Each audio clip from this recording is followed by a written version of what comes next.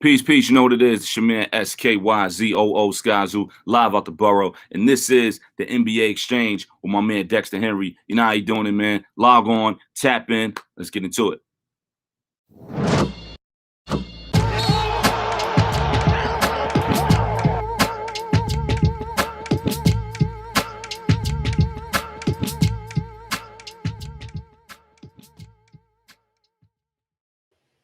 What's up, everybody? Happy Monday. It's your guy, Dexter Henry, host of the NBA Exchange, with you another beautiful week in the new year of 2022 to talk some NBA.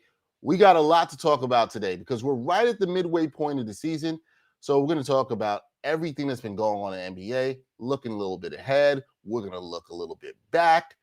One of the major topics that happened yesterday, this weekend, that stole the attention of everyone watching the NBA was the return Klay Thompson to the Golden State Warriors, who look even more dangerous than they did before. We have so much to talk about with that. So to talk about that, I had to bring in somebody who was my very first guest when we did the show. My good brother, good friend. He is a senior writer and editor for basketballnews.com. My man, Moke Hamilton. Moke, what's up, man? Good to have you back on the NBA Exchange. Yeah, thanks for having me, Dex. Hey, how many people you have back on twice? How special should I feel about being back on the show a second how time? many people have I had back on twice? Let me think about that. I've had, outside of my recurring guest, which is Gerard Hector, who's on with me every week, you are the second or third person I've had on two times. All right, Yeah. so that's semi-exclusive company then. But here's the thing: you are exclusive company because you are the first ever guest on the show. When I was doing the show, I reached out to you. I said, Moke, I'm doing the show. You know I love your work. We've known each other a long time. We are Caribbean brothers. And you said, yo, Dex, I got you. I'm coming on. So, I'm forever grateful. And, now's a good time when I want to go around the league. I got to talk to my man, Moke. Got to. I appreciate that, man. I appreciate that. Yeah. A lot of stuff going on. Very interesting season. So, yes, I know we could spend 2 hours talking about this season, but I know you got your topics you want to touch on. So, well, yeah, and I got anything you want to talk about too, because I've been watching your writing. You had a really good article on Julius Randle recently, and it's funny, I didn't even tell you I was going to talk about that, but I did want to touch on that with you. We'll get to that. But last night, Moke, you heard me talk at the top. Klay Thompson comes back to the Golden State Warriors. He dropped 17 in a win. He looked, first he looked a little bit shaky. Then he started looking like the Klay of old. What did you think, one, about his performance, and two, how much of a boost is this for the Golden State Warriors, who've already looked really damn good? It's an incredible boost. I think that not to jump too far ahead, but it's hard to not think that the Warriors are going to walk away from the whole thing with the Larry O'Brien trophy. Obviously, this season is unlike any other that we've seen in terms of the injuries, in terms of the G League call-ups. The guys coming in on 10 days asking to play very, very important rotation minutes. But if all things are equal and everybody is relatively healthy, with Klay Thompson, it's kind of just like the rich getting richer. It's sort of like Kyrie coming back to the Nets, but on steroids, because the Warriors are going to have Klay for every game. You know what I mean? So you got to like the Warriors in terms of how he looked in the first game back. It's just absolutely incredible. Absolutely incredible. It usually takes guys at least 10, 15 games to kind of come back and get that pop back. I think really with Klay and with the medical staff in San Francisco, they were really, really patient with him.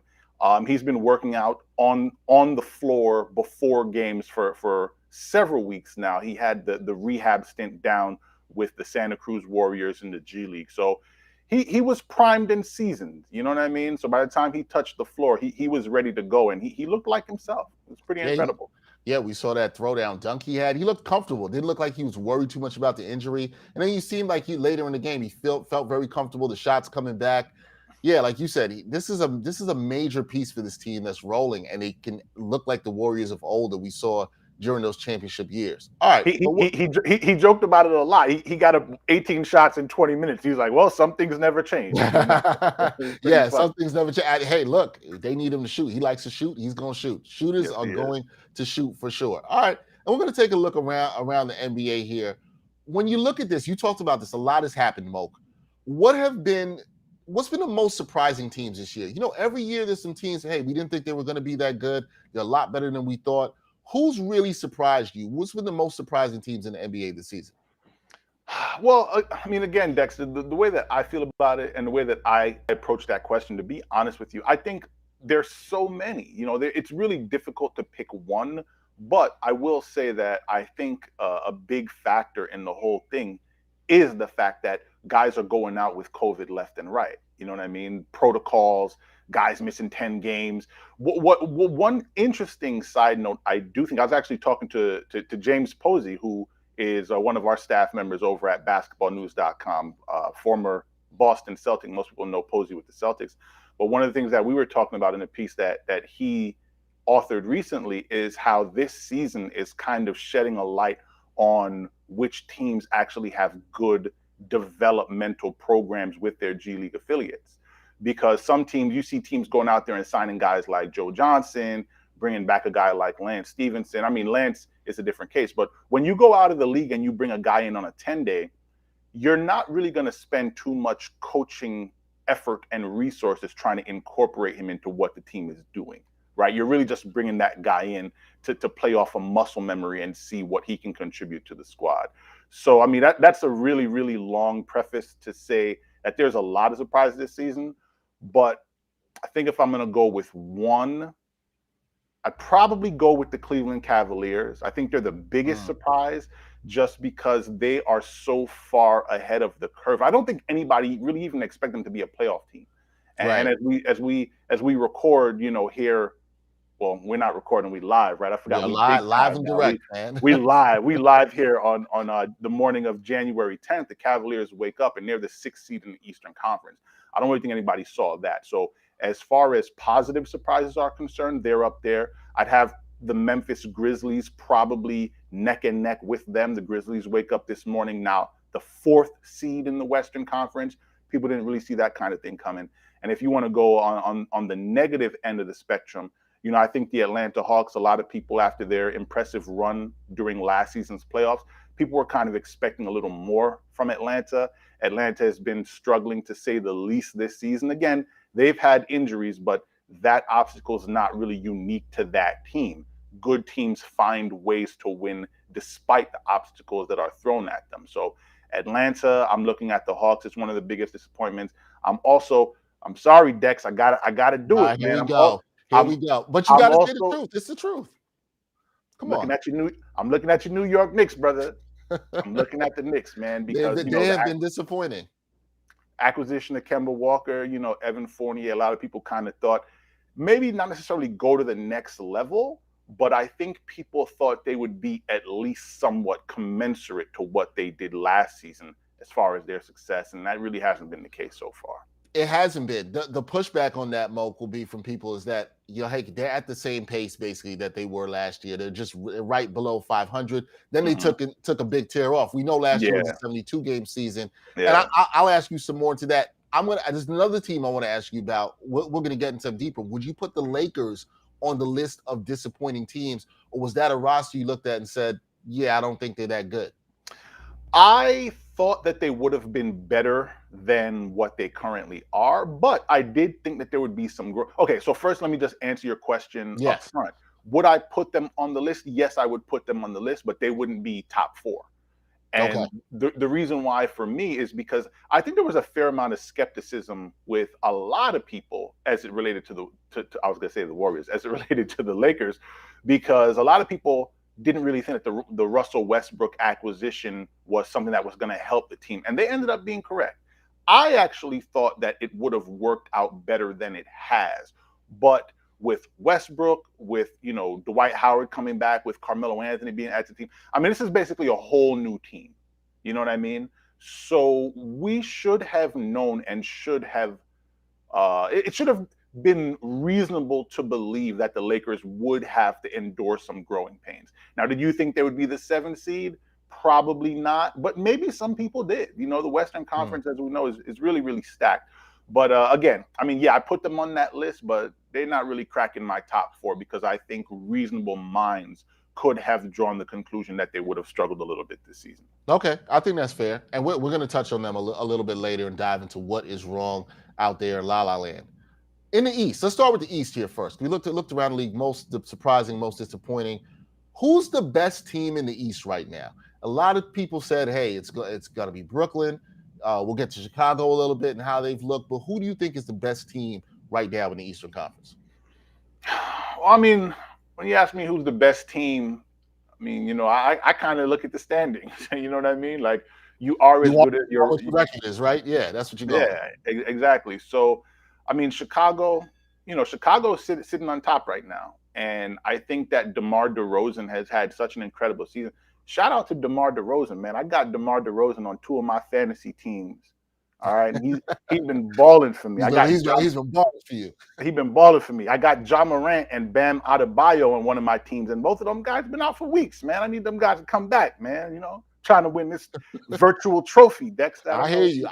I hear you. I'm fighting in my leagues right now. I hear you. Yeah, with these health and safety protocols, it's killing you in fantasy sports. It is, man. It is. But you know, I think a better question is, you know, do I like Chicago to win the conference, right? Because if you ask me who's the best team, then I'm looking at the standings. I'm saying, well, look, Chicago is 26-11. I can't really argue with that. But at the same time, I think I would probably say the defending champion Milwaukee Bucks. And the reason why I got to go with the Bucks, so first of all, they're the 4th seed in the conference right now, but only 2.5 games behind Chicago for that top seed. Again, they're 4th. They're behind Miami and Brooklyn. But Milwaukee has had their fair share of injury issues this season as well. And they found ways to win despite them. Aside from that, Grayson Allen has given them really, really good minutes. He's someone who has impacted their rotation and just the grit and the grind culture that they've developed on that team. He's fit right in, and he's going to be another nice piece for them.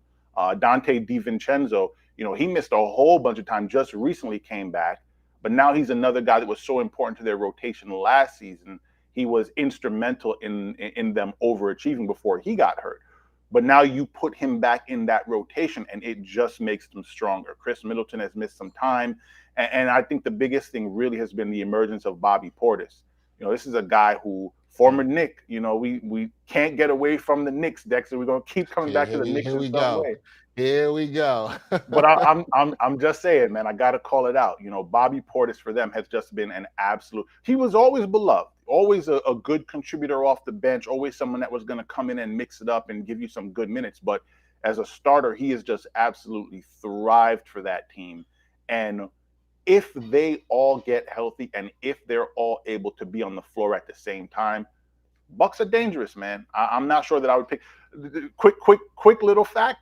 Last season during their run, I picked against them in every series except Atlanta. That was the one series I thought I picked against them in the 3 series. I'm not picking against them this season if they're all healthy. You learned your lesson. I learned my lesson, man. I'm not going to do that. I agree with you on the Bucks, and I think the Bucks somewhat, even heading into this year, I think they've been a little disrespected, right? They've kind of been an afterthought. Everybody's wanted to put Brooklyn there. But you talked about Chicago. And you mentioned the question I think you have to ask with Chicago, even though they're at the top of the standings, which is, are they championship contenders? Do you think that they are legit championship contenders, that they can make it out of the East? Do you see that for them? Or is your faith, as you said, more into Milwaukee, maybe Brooklyn? But do you look at Chicago in that view or realm right now that they are championship contenders? I will definitely give them the respect of calling them a championship contender, right? Are they a championship contender? To me, I was actually talking to my wife about this the other night. She's become such a huge basketball fan. Nice. I don't want to take credit for it, but I'm so impressed by her knowledge and what she's absorbed about the sport and what she knows, and the fact that we can actually have educated conversations and debates about stuff. You know what I mean? Like it's fantastic. But anyway, so we were talking about it the other day, and basically what we were saying is that, you know, teams like Chicago, teams like Milwaukee, when it comes down to a 7-game series, a lot of the time it's really just going to come down to who can get stops. You know what I mean? And who you can go to when the game is on the line to actually deliver you a basket, right?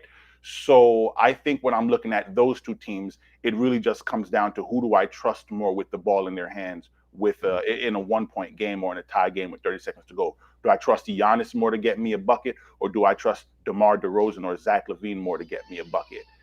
After what I've seen and after learning my lesson from I'm going to trust Giannis. All right, because Giannis was able to do it against Brooklyn last season. So when I look at those two teams, I kind of do that little bit of analysis when I'm trying to figure out who I'm going to pick. But in terms of them being a contender, Chicago is going to be there. You can't look at what has happened during the first half of the season and look at them being the top seed in the Eastern Conference right now and say, oh, they're not a contender. They don't have a chance to win. No, they're going to be there. There are 4 teams, maybe even 5 in the Eastern Conference that have a legit chance at walking away with that conference crown. If you ask me to rank them, that might be a little difficult, but I can tell you that there are 5 teams that I think most of us believe in. Toronto might even be a 6th team that you might want to mention in there, but there are 5 that are at the top of the class, and Chicago is definitely one of them. They're leading the pack right now. All right, respect for Chicago. The Bulls fans that watch the show, listen to this podcast, they will be happy to hear that. Let's go out west real quick. All right, we talked about the Lakers.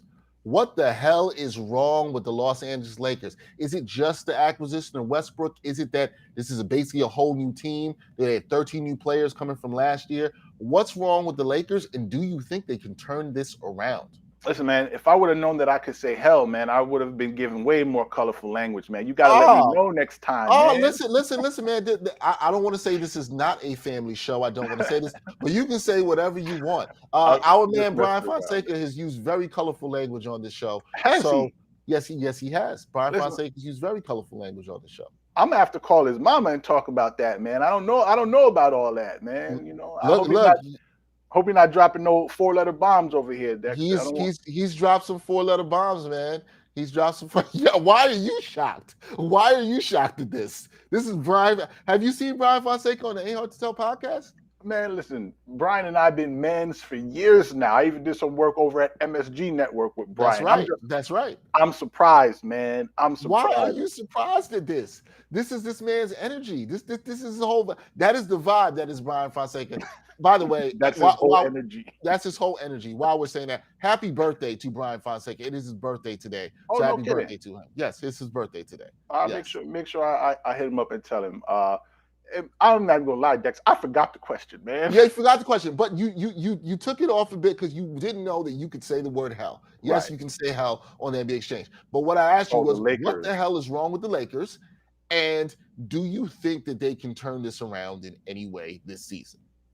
Okay, so first of all, yes, they can turn it around. It's one of the great things about the NBA, unlike the NFL, baseball, but the thing about the NBA is that there's a game every night. You know what I mean? And we've seen so many times over the course. The Knicks did it last season. I told you not getting away from your Knicks, Dexter. Stop trying to get away from them. Just bringing it back from me. I told you you're not getting away from that.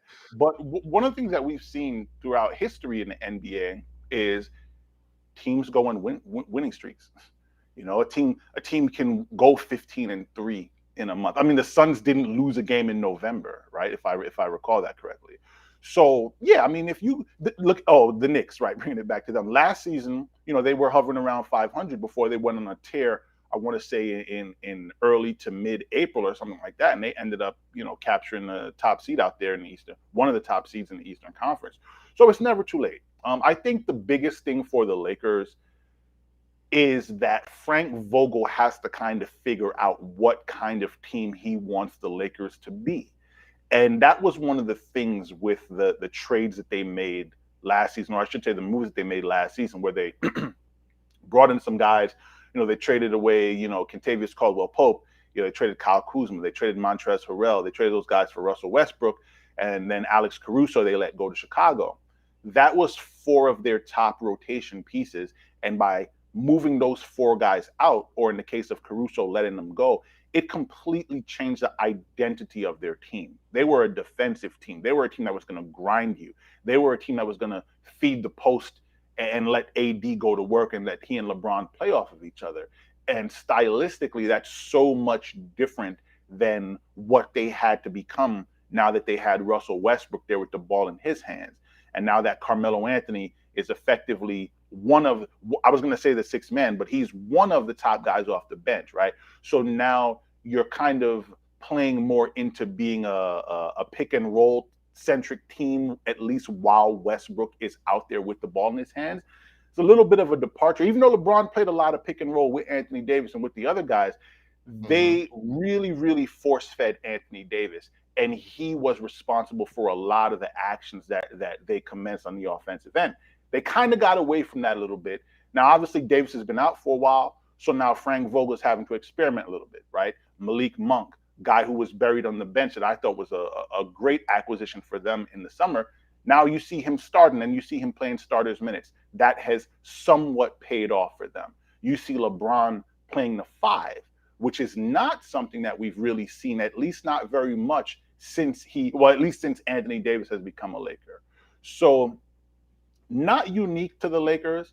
They've had a lot of movement in their rotation, but aside from that, Frank Vogel has just had to kind of experiment a little bit and try to figure some things out. And I think what he's realized more recently is, one, Russell Westbrook needs to play under control a little more. You can't really just give Westbrook the ball and a blank slate and say, hey, go make a play. You need to be more of a taskmaster with him at this point of his career. So that's one thing. Second thing, Avery Bradley needs to be in the rotation because you need his defense on the perimeter. And you also need his three-point shooting. Very respectable shooter, at least when he's left out there. Malik Monk giving them a scoring punch and some slashing ability that they desperately need. And then aside from that, LeBron can thrive at the 5. You know what I mean? So if you put LeBron out there at the 5 and you put him out there with guys that can slash and play defense and hit open shots, well, now you kind of have something. You know what I mean? So I think Vogel is still figuring out. Very long answer for everybody out there in La La Land. You know, you can't really talk about the Lakers and only spend 30 seconds on them. I think they can figure it out. I think they can figure it out. Okay. Hope for Laker fans out there will stick. You're right. It's a long season. With just at the midway point, there is time for a run. But at the top of the West, they ain't winning the conference though. Like, okay. Well, that goes into the next question I had. They ain't winning the conference though. They heard you. The Laker fans heard you. Warriors and Suns, they're at the top of the conference. You got the Jazz right behind them. You talked about the Grizzlies in 4th. Can anyone challenge the Warriors and the Suns in the West? You're saying it's not going to be the Lakers. Is there anybody that can challenge those two teams that are at the top? Nah. I love that your answer was that simple. Why do you think nobody is on the level of those two teams? Again, if everybody's healthy. Yes. I mean, look, I haven't, I'll admit, I haven't looked at this in a few days, you know, but the Warriors, so Phoenix does it. So people kind of want to, take credit away from Phoenix for the run that they had last season because they were on the fortunate side of some unfortunate injuries, if that makes sense, right? Starting with Anthony Davis in the first round, you know. Aside from that, though, okay, so Phoenix, I'm going to give Phoenix the respect of saying, hey, they won the conference. They came within a couple of games of winning the NBA Finals. We should expect and assume that they're going to be there when it matters, right? Aside from that, they're second seed in the Western Conference. They've been going back and forth with the Warriors all season long for that top seed. So I give Phoenix that respect. As far as the Warriors are concerned, the Warriors defensively and offensively were the only team in the league that ranked in the top 5 in the major offensive and defensive statistical categories, right? So you're talking about points scored per 100 possessions, as well as points allowed per 100 possessions. And they're talking about points surrendered and points scored. You look at their field goal percentage. You look at any metric you want on either the offensive or defensive side of the ball, and you realize they're above average, if not the best in every category, basically, right? That was all before they brought Klay Thompson back. So what's going to happen now with Klay? I do think there's going to be a bit of an adjustment period because Jordan Poole now, he's going to have to figure out how he can get his rhythm in less minutes. Gary Payton III, he might not even be playing anymore. You know what I mean? And all across the rotation, Dexter, we've seen this with NBA teams all the time. You plug a player in or you take a player out, it has a domino effect on the entire rotation. Right. How the Warriors respond to that is going to make a big, big difference in the grand scheme of things. However, when you put a guy like Klay Thompson back into the rotation, specifically with what we saw from him in his first game back, it's just going to make them a better, more dominant, more powerful team. And you consider that they were arguably the best team in the league already before him. Woo-hoo! Man, I'm sorry if you're one of the people out there in California that's not a Warriors fan. It's looking kind of ugly right now in the rest of the league. Yeah, it is. I agree. I'm with you in that they're just so much scarier with Klay. And when you hit the nail on the head, top 5 in offense and defensive adjusted rating. You can't mess with them right now. They're good on both sides of the ball. Let me just say real quick, Memphis. Yes.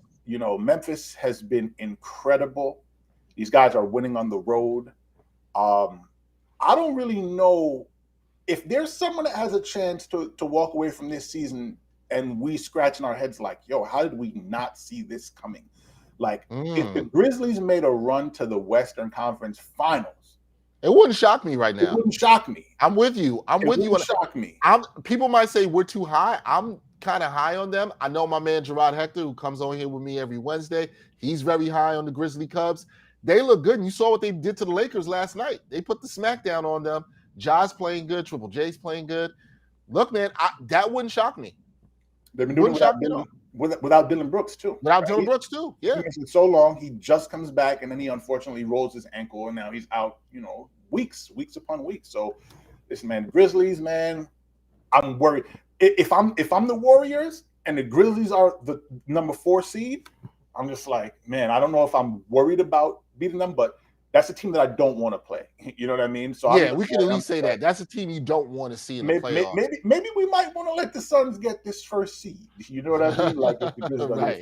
And then Denver, I would give Denver the respect of being mentioned as a contender, but Jamal Murray, even if he comes back this season, I don't know if he's going to be as effective as Klay was his first game out. And then Michael Porter Jr. You know what I mean?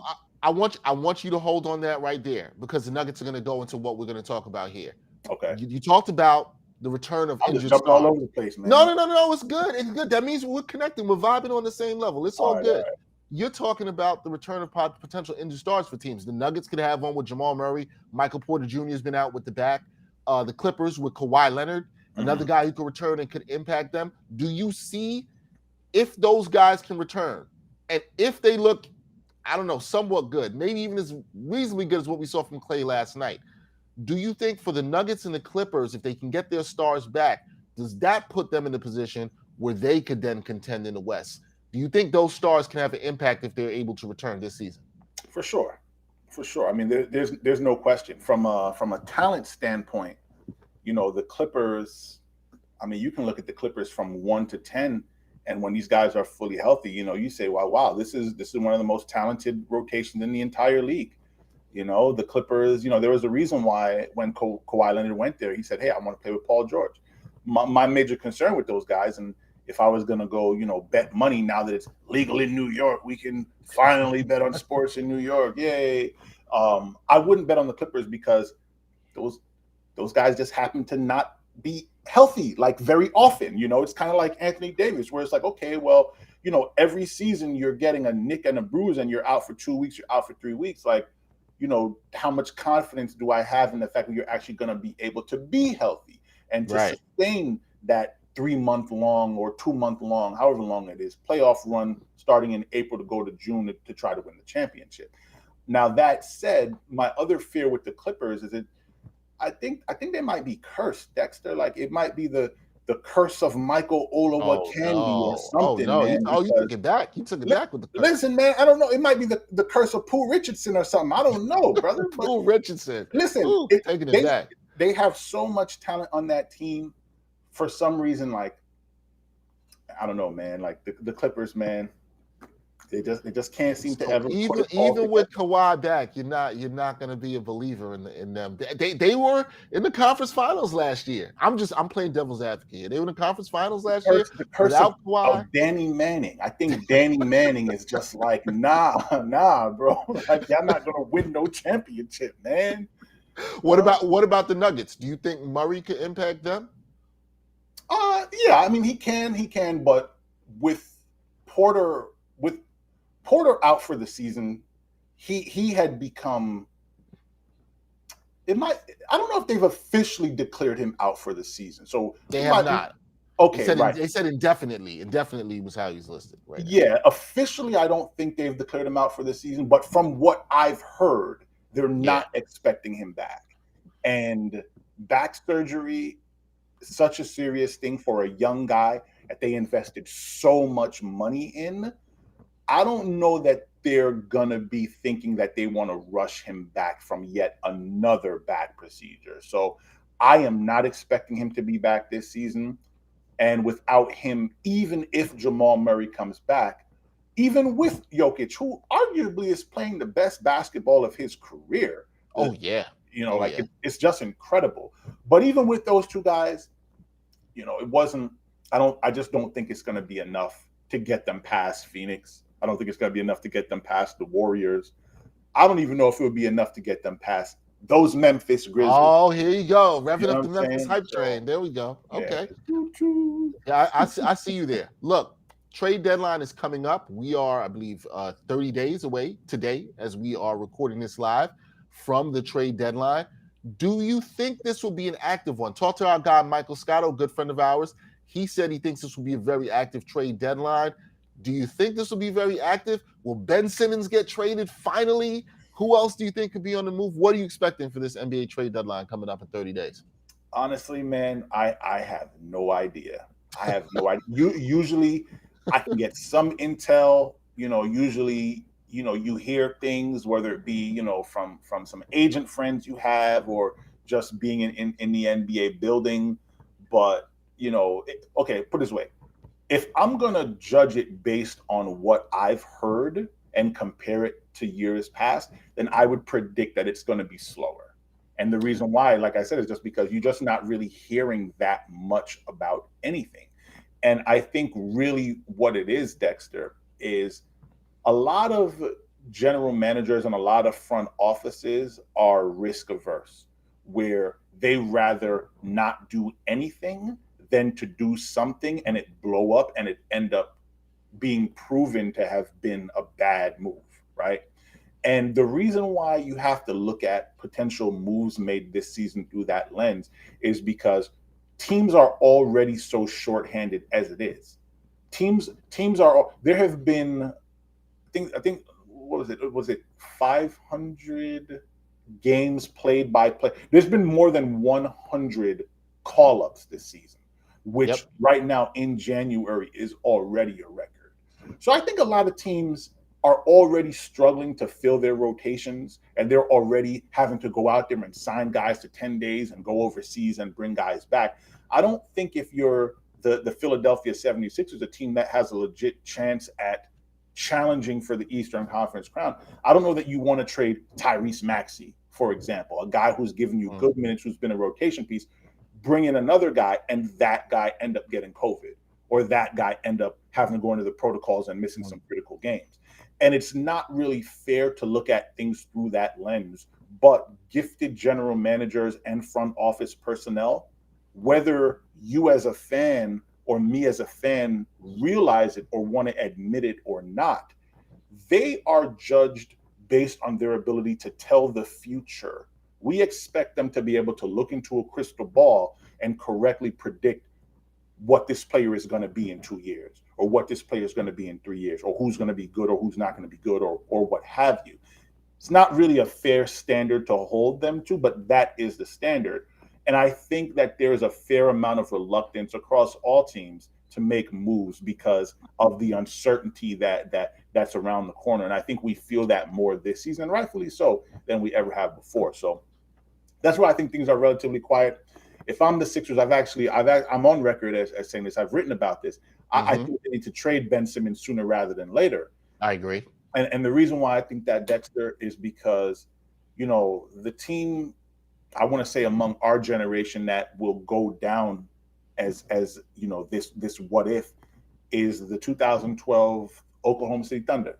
That team, I think it's 2012 or 2011, whenever they made it to the finals against LeBron and the Heat. So we were just sure that they were going to be back. Confident. Everybody was confident to be back. We knew they were going to be back. I actually covered that finals. And I remember after the clinching game, I guess it was game 5 in Miami, Dwayne Wade and LeBron, they were coming off the podium or whatever. And Dwayne Wade, I actually have a picture of this on my phone. I'll text it to you if I remember afterward. But Wade pulled Kevin Durant aside, and they had a private moment, and it was only me and a few other eavesdroppers that happened to be there that saw that. But Wade looked at Durant. He said, "Yo, man, keep your head up. Y'all gonna be back. I promise you, this league is gonna be y'all league. Just keep, just trying to encourage him. You know what I mean?" But the point is, at that moment, we just knew that the Thunder were on the precipice of greatness. You know what I mean? They never got back. Mm-hmm. So you look at Joel Embiid and you look at the incredible basketball that he's playing, the way that he's taking that franchise and put it on his shoulders and he's carrying them, There's no guarantee that Embiid is going to be able to do that next year or the year after or 3 years from now. So you can't assume that you're going to have this opportunity again. Look at Milwaukee winning the chip last year. Yep. Right? If James Harden and if Kyrie Irving don't get hurt, maybe they don't have that opportunity. 20 years from now, no one is going to care, and no one is going to be thinking about it. But it is a fact, right? You have to be there. You have to be ready to strike when your opportunity presents itself. And I think that the Sixers are not giving Joel Embiid all that he can be equipped with this season to try to make a run and win this thing. And I think that's a disservice to him. So I agree completely, which is why I'm with you that they have to trade Ben Simmons sooner, as you said, rather than later. 2 things for you before we get out of here. All right. One, this is the pressure question. You have to know this one is coming. All right, Moke, we talked about all this stuff. And I'm sure I'll have you back later in the year in the playoffs or something. We'll see if the answer changes. I'm nervous now, man. I'm getting a little warm. It's fine. It's fine. I'm not even pressing you about the Knicks yet. But who is going to win the 2022 NBA championship? Who is the team you see right now that's going to take it all, be holding up the Larry O'Brien trophy come June?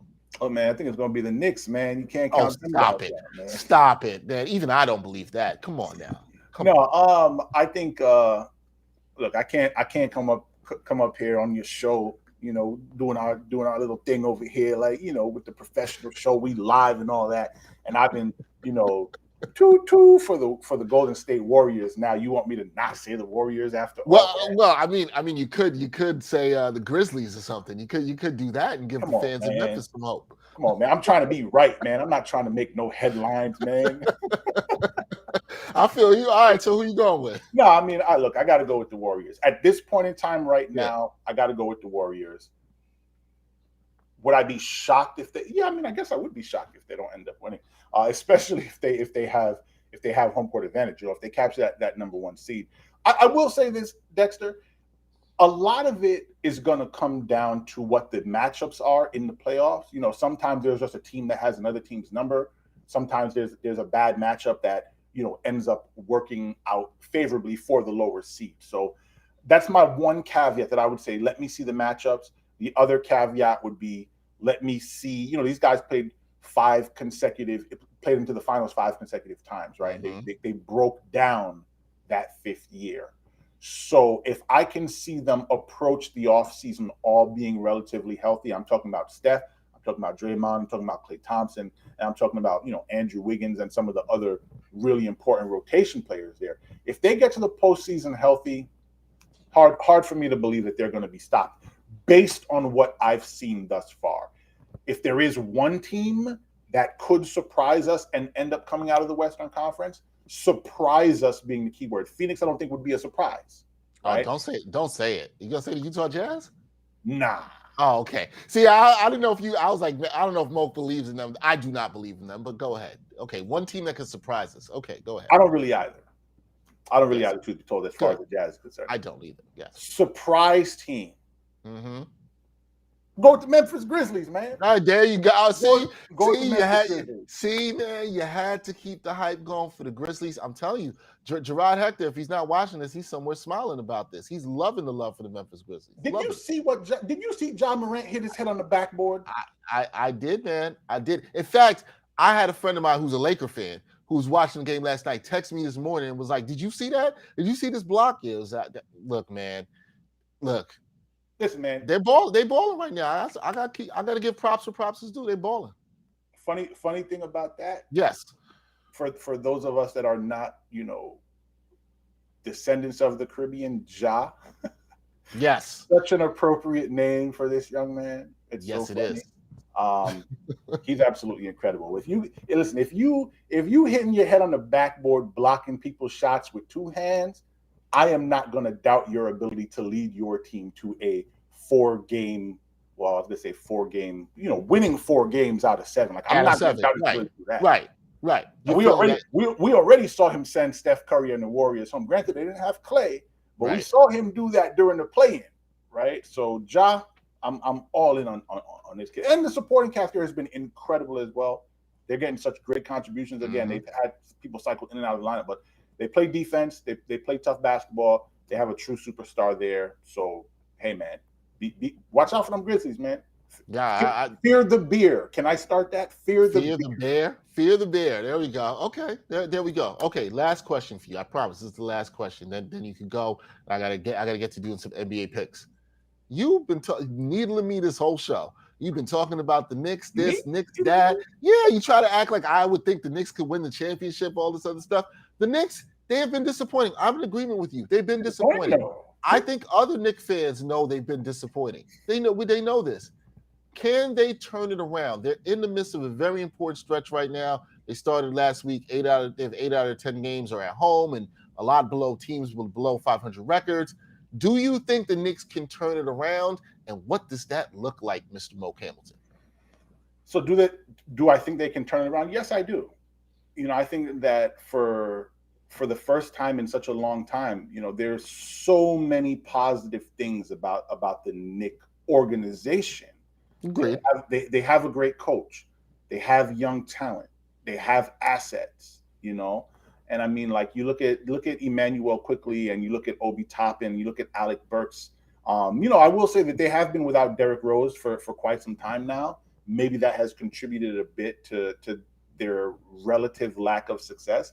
But can they turn it around? Yes, they can. I think the biggest thing for them, and I don't really know why this happens or how to solve it, Dexter, is they just approach so many games with a lack of urgency and a lack of energy, and that I don't understand, because in the NBA, if you play hard, that's going to win you 10 more games every year. If you're a 30-win team, but you just play hard, and playing hard are things that you see in those tiny moments in games, when there's a turnover and the other team has what appears to be an easy 2 points. I just need 1 or 2 guys to sprint back to try because, when you're on a breakaway, if you look back and nobody's coming, you got nothing to think about. It's cookies, right? Like you're chilling, you're good. You're about to score. When you look and you see somebody just making the effort, it gives you something to think about. Same thing on a 3-point shot. If nobody is there, you're just looking at the rim. But if out of the corner of your eye, you see Obi Toppin sprinting toward you, it just gives you something to think about. That can cause a guy like Klay Thompson even to miss 3 more out of every 20 shots or maybe Klay, 3 more out of every 50. You know what I mean? But the point is, like, it's just those little plays that I've seen that have been missing from the Knicks far too often this season. And I think it's made a difference. Aside from that, you kind of touched on a little earlier. I, like many others, have been somewhat critical of Julius Randle this season. I think Julius Randle has done a very poor job of handling the adversity. I don't think he's looked like or sounded like a leader. And, you know, I don't want to say I compared him to Derek Jeter and Patrick Ewing when I promoted that story that I wrote about him a few weeks ago. But yeah, we in New York know what leaders look like, and we know what leadership is about. And we expected and wanted Julius Randle to become that. You know, he was signed in New York initially and signed to the extension because Scott Perry and the front office looked in their crystal ball and they said, hey, look, this kid can be good. And they were right. He could be good. But aside from being good, what else do you need to succeed in the NBA? And to sustain that success, you need leadership. You need someone. Do you think, and I brought this up because somebody in the comments said this, Gregory Alcala said, Randall already secured the bag. Effort is inconsistent now. Do you think there's something to that now we got the extension? We haven't seen the same leadership. Last week, giving the thumbs down to the fans, which was absolutely stupid.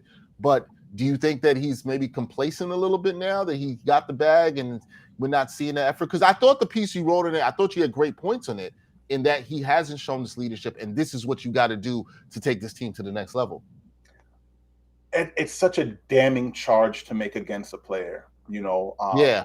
I can understand if somebody wants to think that, but I can't come up here and charge Julius Randle with that crime. I can't say that he got paid, so now he's just like whatever. You know, I'm not going to go there with him. What I will say is I think that he's still relatively immature. I think he's overly emotional at times, and I think he's just struggling a bit with learning how to carry this weight on his shoulders. Last season was the first time he even appeared in the playoffs. Coming into this season was really the first time that he came into a season with people expecting something from him. You know what I mean? One All-Star appearance, reigning most improved player. And then Knicks fans are looking at it and they're like, oh, we got Kemba. We got Evan Fournier. Oh, you know, this is supposed to be lit. We're supposed to win 50 games. Like, they came into the season with those expectations.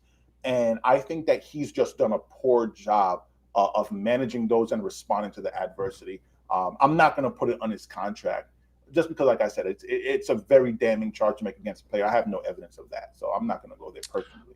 Yeah, well, it's a lot of it's going to have to start with him. They got a stretch right now where they can turn it around. We hope a lot of it's just effort, Dexter. A lot of it is just well. effort, I was glad you brought up that point because as a fan, I have not seen that same effort that we saw last year. You talked about contesting shots, running hard. I have not seen that same effort. And then sometimes you'll see it for a quarter, then it disappears, and you're like, where did it go? It has not been consistent, and they have to get back to the consistent effort. The talent is there. We know that they could be a good team. We know they could profile as a good defensive team. The defense has been better the last couple of weeks, but that effort has not been there, man. See, I need that effort to be there so the next time you come back on the show for your third appearance, you can't be needling me about the Knicks and thinking they're going to win the championship and all this. We can't have that, bro. Can't have that. Listen, man, I'm born and raised in New York. I grew up a Knicks fan. I'm Jamaican, Patrick Ewing, all that. You know what I mean? Understood. So I want to see these guys succeed, but you know, gotta call it like it is, man. Gotta call it like I see it. Well, you know, that's why I love you, my brother. You call it as it is. You do fantastic work for Basketball News and basketballnews.com. You know, you got to make sure you talk to Brian Fonseca. Tell him to clean up the potty mouth a little bit. Oh man, I'm gonna get on him about that. Oh, we got to make sure we do that. I will have you back on the show soon. We will absolutely have you back on soon again to talk. So I got to get it so you're the third. You're the leading returning visitor guest on the NBA Exchange. We got to make that happen. Will I get a championship belt? Can I get a belt? We can make that happen. Are you going to wear the belt? I'll wear it. If you're going to wear it, if you give me a belt, man, I'm gonna wear it, man. All right, I respect that. Yeah, Brian Fonseca would appreciate you wearing the championship belt. He would absolutely appreciate that. All right, so we got to get the belt going. We got to get that for people to do. That is Moke Hamilton. As I said, please check out his work at basketballnews.com. Moke, thanks for joining me, brother. I will see you soon, okay? My pleasure, man. Thanks for having me. All right, once again, that is Moke. We will come back. I'm going to take a quick break. When I come back, I'll give you my NBA picks for tonight. All that coming back up on the NBA Exchange. Are you looking for a better way to play player props or daily fantasy sports? Well, look no further than Prize Picks. Prize Picks is the leading over-under daily fantasy game. Why? because it's so easy to use and win. You can make your picks in under 30 seconds and win up to 10 times your money in one day. Right now, we have a special offer for our viewers and listeners of the NBA Exchange. All you got to do is sign up now and use the promo code NBAEX. PrizePicks will match your first deposit up to $100. Yep, that's right. They'll match your first deposit up to $100. So, join the over 150,000 others who found a better way to play and download the PrizePicks app today.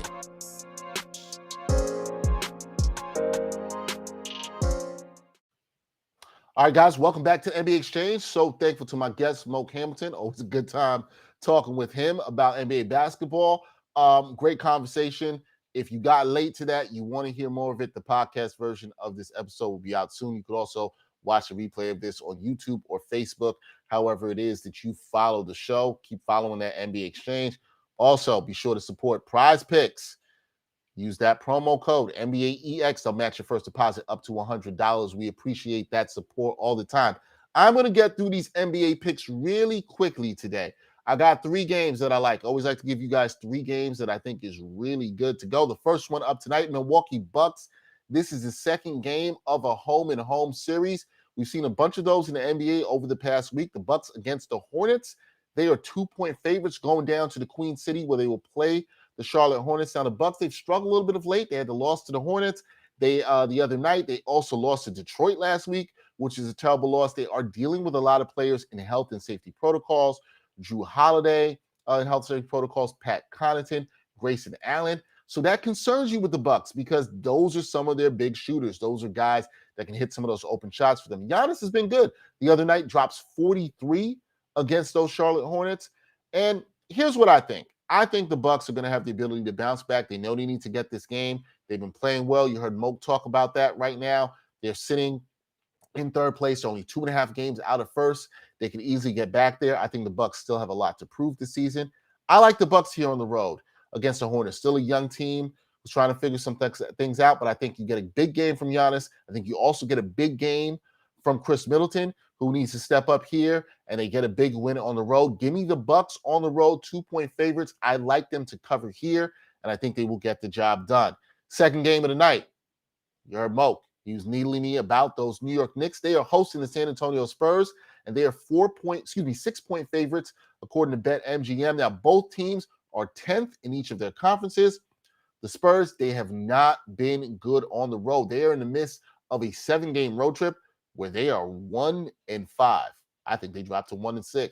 I don't think they're able to get the job done. The Knicks beat the Spurs already early this season in San Antonio. Knicks have been up and down. Thrilling win last Thursday night against the Boston Celtics. I talked about myself not getting a little bit too excited about them there. Then I did. They got out to a nice lead against the Celtics on Saturday night, and then the wheels fell off and they couldn't score. Only scoring 75 points. It was one of their lowest outputs in about 3 years. But I think the Knicks understand what this stretch is. They've been starting to play defense a little bit better. Julius Randle has to show up. He did not show up again the other night. But I think the Knicks can get this game. Here's my issue with betting this game for the Knicks if you're looking at the spread with 6 points. Could they beat the Spurs by 6 points?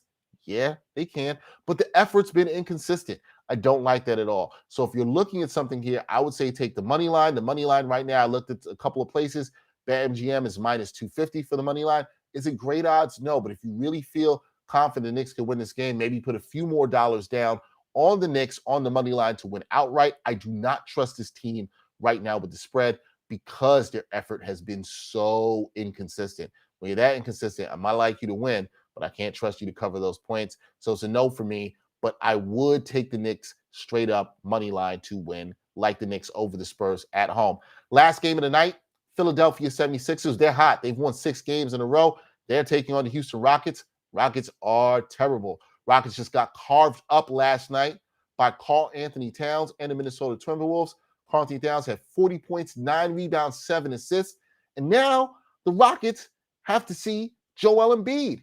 Joel Embiid could do the same or even worse. Joel Embiid has been rolling. He's been leading his team. Sixers have had some issues with players in protocol. Tyrese Maxey is there, but I still think they have enough to get it done. Now, the line here, minus 10.5. That's a lot of points. You're asking for the Sixers to smack the Rockets here, but they're the Rockets, and they got smacked last night by the Timberwolves, And the Timberwolves aren't as good as the Sixers. It's also back-to-back for the Rockets. I see blowout all over this. Give me the Timberwolves minus 10.5 points. I love them to cover. This is my lock pick of the night. Love them to cover here. Give me the Sixers to win. So, to recap, give me the Bucks to cover -2 against the Hornets. Also, give me the Knicks. I'm taking them straight up money line over the Spurs at home. And give me the Sixers. Love them to cover the 10.5 point spread against the Houston Rockets, who'll be playing on a back-to-back. Great show today. Got a lot of great stuff going on this week. We'll have more to talk about. We are not sure what we're going to be doing Wednesday, whether we're going to be live or we're going to be having a recorded show. It's most likely probably going to be something pre-recorded as I have something to take care of. But we will be back with the show live again on Friday. That's for sure. So please continue to follow the NBA Exchange.